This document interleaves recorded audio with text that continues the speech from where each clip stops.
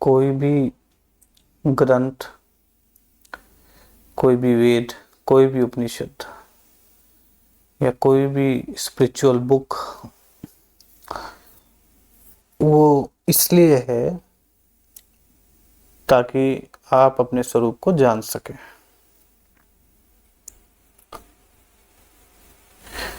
कोई भी ग्रंथ हो, चाहे कोई भी बुक हो, स्पिरिचुअल बुक हो, कोई भी उपनिषद हो, अगर वो आपको सत्य तक नहीं लेके जा रहा तो वो आपके किसी काम का नहीं। यानी अगर उस किताब से, उस ग्रंथ से, उस उपनिषद से, उस वेद से, उस साहित्य से आप अपने स्वरूप को नहीं जान पा रहे, या वो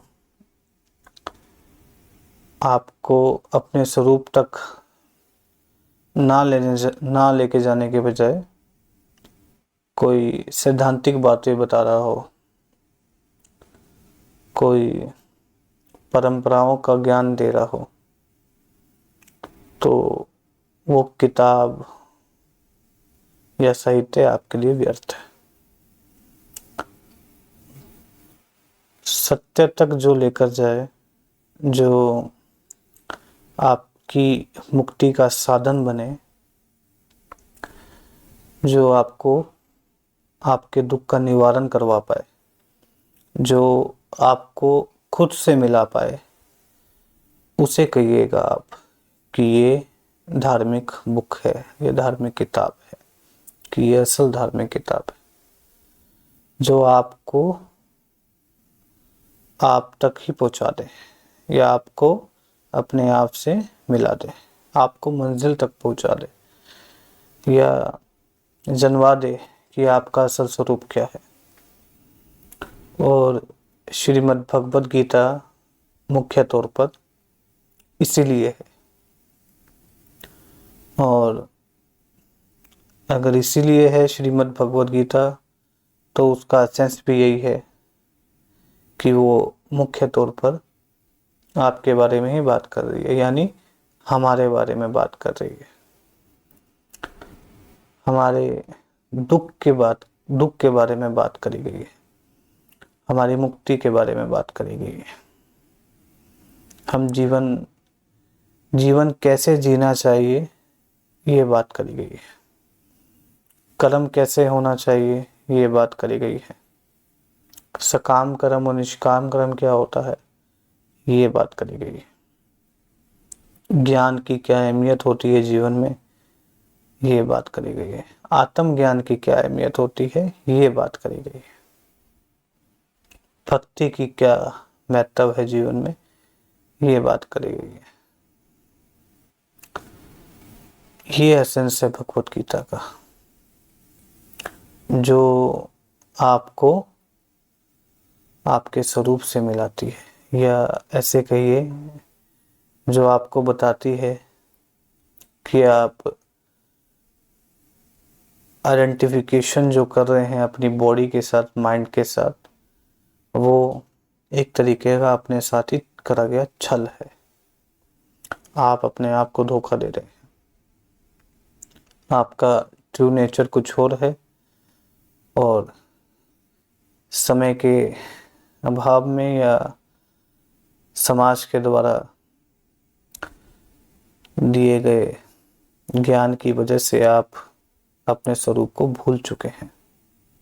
आपको बोध की आवश्यकता है, आपको ज्ञान की आवश्यकता है, ताकि आपको स्मरण हो सके कि आपका असल स्वरूप क्या है। समाज ने आपका जो मकसद निर्धारित कर दिया है, वो मकसद करीबी तौर पे सिर्फ और सिर्फ समाज ने जो आपको आईना दिखाया है, वो पूरा का पूरा आइडेंटिफिकेशन आपकी बॉडी और माइंड से है। आप अपने बाहुबल को बढ़ा सकते हैं, आप संसाधन एकत्रित कर सकते हैं, लेकिन आप मानसिक रूप से शांति नहीं पा सकते। बिना आत्मज्ञान से आपके जीवन पर बिंदु नहीं लगेगी, यानी आपका मन शांत नहीं हो पाएगा। विपरीत परिस्थिति में आपका मन घबराएगा, आप भयभीत होंगे, आप सुख में आनंदित होंगे और दुख में आप कष्ट महसूस करेंगे। भगवत गीता आपको मानसिक कष्ट से दूर करने के लिए ही है। जो समाज ने आपको दिया है, अगर वाकई ही उसमें सच्चाई का आधार होता, सत्य का आधार होता, तो आज जो समाज की स्थिति हुई पड़ी है, जो आज हालात हुए पड़े हैं, वो कभी नहीं होते। आज जो इंसान इतना भटका हुआ है, धन एकत्रित कर रहा है, माया के संसाधन एकत्रित कर रहा है, माया के संसाधन के पीछे ही भाग रहा है, सिर्फ माया को एकत्रित करना ही जीवन का लक्ष्य हो गया है, ऐसा नहीं होता। ये इस बात का प्रमाण है कि अपने स्वरूप से जुड़ा नहीं हुआ, यानी अंधकार है, अज्ञान है, और उस अज्ञान के कारण अपने स्वरूप का कोई ज्ञान नहीं।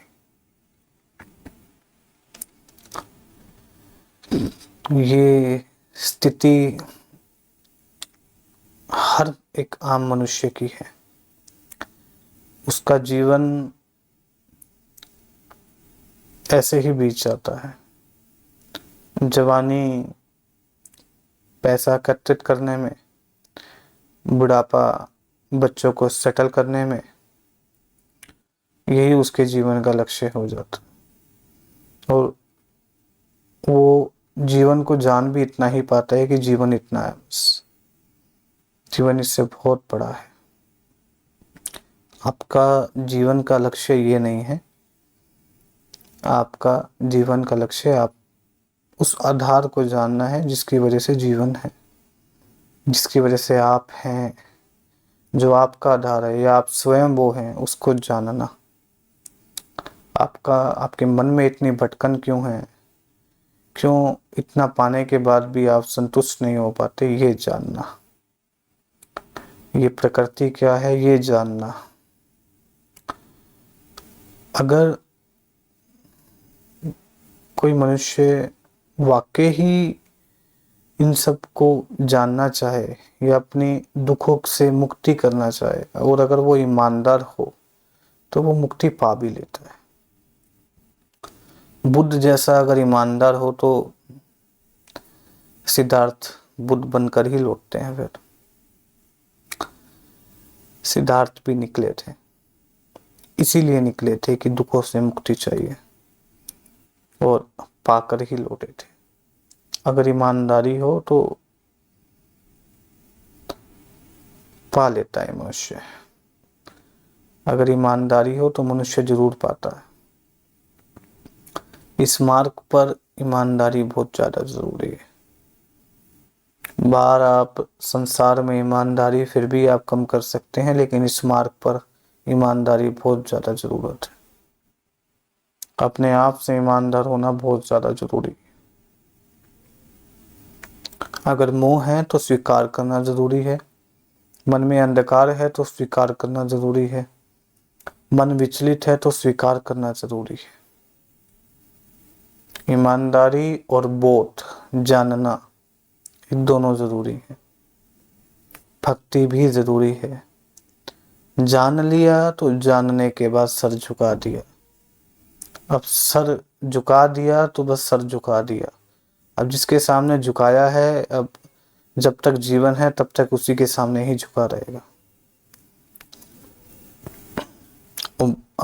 अब कर्म भी होएगा माध्यम से, तो खुद जागृत हैं तो दूसरों को जगाने के लिए ही होएगा, और यही निष्काम कर्म है। जब आप अपने स्वार्थ के केंद्र से कर्म ना करके सामने वाले की भलाई के बारे में कर्म करते हैं। और सामने वाले की भलाई आप तब जान पाएंगे जब आप खुद जागृत होंगे, जब आप खुद आपने अपने स्वरूप को पा लिया होएगा, तब आप सामने वाले की भलाई कर पाएंगे। असल भलाई तभी है।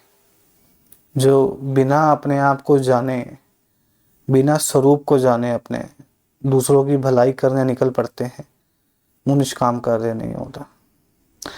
निष्काम कार्य असल में वही है जब आप अपने आप को जान पाए। निष्काम कार्य वही है जब आप अपने स्वरूप को जान पाए और सामने वाले की भलाई करें, यानी उसको भी जागृत करें, उसके जीवन में से भी अंधकार मिटाएं, अज्ञान मिटाएं और ज्ञान का दीपक जलाएं। एक खड्डे में अगर इंसान गिरा हो और जो खड्डे में पहले गिरा हुआ था वो बाहर आ गया है, क्योंकि किसी ने सहायता करी थी उसे बाहर आने में। अब जो बाहर आया है उसका भी धर्म बनता है कि वो जो खड्डे में गिरा हुआ है उसको भी बाहर निकाले। ये लाइन टूटनी नहीं चाहिए। आप किसी की मदद करेंगे तो वो आगे किसी और की मदद करेगा।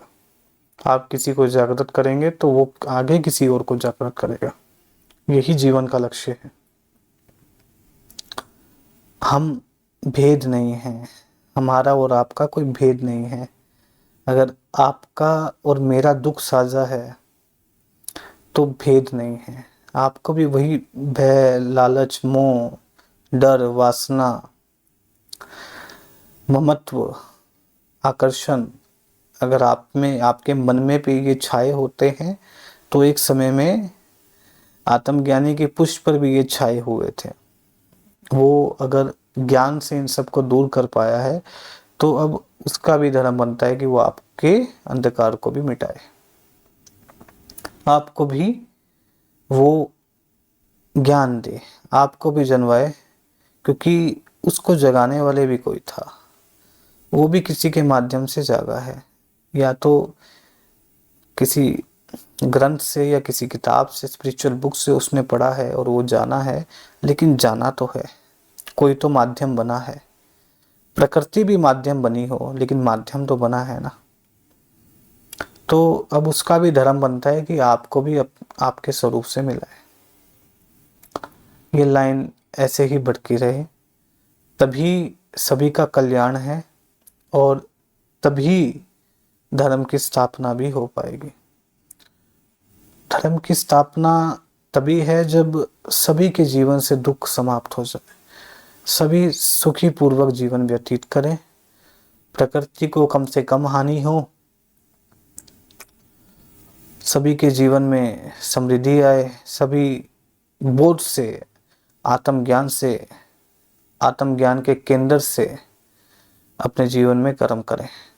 प्राकृतिक तौर पर जो कर्म होना है, भोजन का, सोने का, वो तो होना ही है, लेकिन हम इससे अतिरिक्त भी कर्म करते हैं। वो कर्म हमारे आत्मज्ञान के केंद्र से होने चाहिए। यही जीवन का लक्ष्य भी है कि उस केंद्र को जानना और जीवन फिर उसको समर्पित कर देना। फिर चाहे मृत्यु भी आ जाए, लेकिन अब जब सर झुका दिया तो सर झुका दिया। अब किसी और के सामने सर नहीं झुकाया जाता। एक बार सर झुका दिया, क्योंकि एक ही सर था, अब झुका दिया, अब किसी और के सामने नहीं झुकाया जाता। झुक ही नहीं सकता, क्योंकि पहले ही किसी और के सामने झुका दिया है। सत्य के सामने सर झुकाओगे तो किसी और के सामने सर झुकाना भी नहीं पड़ेगा। सर झुकाने का मतलब ये है कि मालिक मत मान लेना, मालिक सत्य है। सत्य को समर्पित हुए हो, परमात्मा को समर्पित हुए हो, तो आपका विवेक, आत्मज्ञान यही इसी केंद्र से कर्म होना चाहिए और आप अपने स्वरूप से अटूट बंधन में हो। आपका मिलन आपके स्वरूप से हमेशा रहे, सदा अपने सच्चे स्वरूप में स्थित रहे। और अगर कोई मनुष्य इसको, उसके जीवन में अगर कोई मौका भी मिलता है और वो नहीं इस पर ध्यान देता और माया के कार्यों में लिप्त रहता है, चलता रहता है, संसाधन इकट्ठा करता रहता है, तो अंततः वो ना तो माया को पाएगा और ना ही राम को पाएगा। ना ही कृष्ण तत्व की प्राप्ति होगी, ना माया की प्राप्ति होगी, क्योंकि माया तो वैसे भी प्राप्ति हो ही नहीं सकती। माया से संतुष्ट नहीं हो सकते। प्राप्ति का मतलब है आपकी संतुष्टि नहीं होगी, आपका पेट नहीं भरेगा, मन नहीं भरेगा कभी भी, मन हमेशा विचलित ही रहेगा, क्योंकि माया का स्वरूप ऐसा है। माया नाशवान है और नाशवान कभी आपको संतुष्टि नहीं दे पाएगा। संतुष्टि वहीं से मिलेगी जो नाशवान नहीं है, जो इटर्नल है, जो शाश्वत है, वही आपको, आपके मन को संतुष्टि देगा। आपका खुद की जो केंद्र है वहीं से आपको संतुष्टि मिलेगी, और वही आपके जीवन का लक्ष्य भी है, उसको जानना। पूरी भगवत गीता इसी के ऊपर है कि आपको जनवाना, कि आप जो अपनी बॉडी से आइडेंटिफाइड कर चुके हैं अपने आप को, और अपने माइंड से आइडेंटिफाइड कर चुके हैं, अपने माया के संसाधनों से आप आइडेंटिफाइड कर चुके हैं, आप अपने निजी जो आसपास के आप लोग हैं उनसे अपने व्यक्तित्व की आप जोड़ कर चुके हैं, उनसे हटाकर, उनको जीवन से नहीं हटाकर, उनसे आपका जो व्यक्तित्व की परिभाषा है वो हटाकर, यानी आइडेंटिफिकेशन उसके साथ ना कर आपके असल स्वरूप के साथ आइडेंटिफिकेशन हो आपकी। फिर जब आप किसी के साथ संबंध भी बनाएंगे तो वो संबंध प्रेम का बनेगा, मोह का नहीं बनेगा, स्वार्थ का नहीं बनेगा, वो संबंध प्रेम का बनेगा। और वैसे भी अगर आप किसी के साथ संबंध बना भी रहे हैं तो संबंध बनाने का जो मकसद था वो यही था कि एक दूसरे के संबंधों से हम मुक्ति पा सकें। यानी अगर माता पिता का, भाई बहन का अगर कोई संबंध भी है तो उस माध्यम से मुक्ति प्राप्त हो सके। बहन भाई के काम आ सकते, मुक्ति में काम आ सकते, भाई बहन के मुक्ति में काम आ सके, पति पत्नी ये दोनों आपस में मुक्ति के सहायक बन सके। इन संबंधों का आधार तो ये था, लेकिन हमने सिर्फ सैद्धांतिक तौर पर जाना, हम आधार को भूल गए, हम अपने केंद्र को भूल गए। केंद्र को मत भूलिए, केंद्र को जानिए।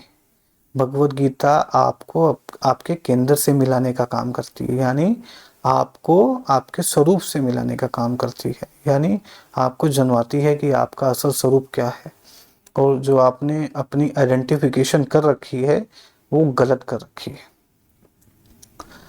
वो आप माइंड से आइडेंटिफिकेशन कर रहे हैं, आप संसाधन से कर रहे हैं, माया के, आप बाहुबल से कर रहे हैं, आप अपनी बॉडी से कर रहे हैं, आप अपने रूप से कर रहे हैं, वो गलत है।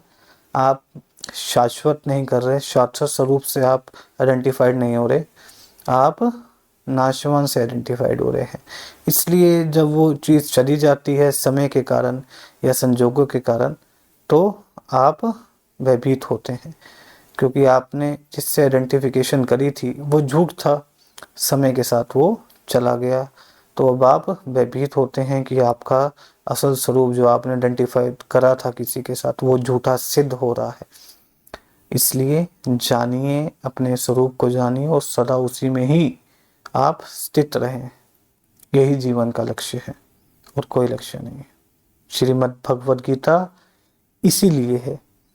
अर्जुन को जो युद्ध के समय मोह सताया था वो इसलिए सताया था क्योंकि उसका जो मैं और मेरे का संबंध था, उसने उसके साथ ही अपने ज्ञान के अभाव में उसने अपने स्वरूप को वो मान लिया था। यानी आइडेंटिफिकेशन बॉडी के साथ इतनी बढ़ चुकी थी कि अपना असल स्वरूप याद तक नहीं था।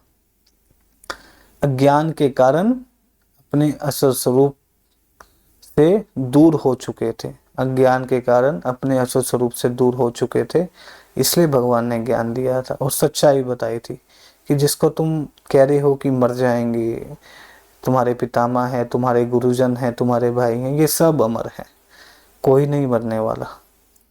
तुम अगर इन्हें बॉडी मान रहे हो, शरीर मान रहे हो, तो तुम गलत मान रहे हो।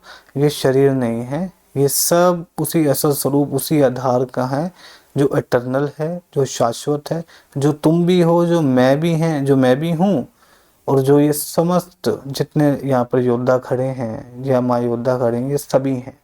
तो इनमें से किसी की मृत्यु नहीं होने वाली। तुम मारोगे तो सिर्फ शरीर को मारोगे, उस आधार को नहीं मार सकते जो सबका कारण है। यही बात जानने के लिए श्रीमद् भगवद गीता। और बिना आधार को जाने आप किसी के जीवन में आप मानसिक तौर पे उसे शांत नहीं कर पाएंगे। मानसिक तौर पे अगर उसे शांत करना चाहते हैं तो उसे उसके आधार से जरूर मिलाना पड़ेगा। और पूरी के पूरी जो भगवद गीता भी है, श्रीमद् भगवद गीता, वो इसलिए भी है ताकि आप कर्म में एक श्रेष्ठ कर्म योगी बन सके। यानी अगर जो आप कर्म में जो आप अपनी परिपूर्णता दिखाओगे वो अपने स्वरूप को जाने बिना नहीं दिखा पाओगे। आपके स्वरूप को जाने बिना आपके कर्म में भी वो एक उच्चतम कर्म नहीं दिखेगा जो उसको जानने के बाद दिखेगा। वो प्रेम नहीं दिखेगा, जीवन स्वार्थ पे चलेगा।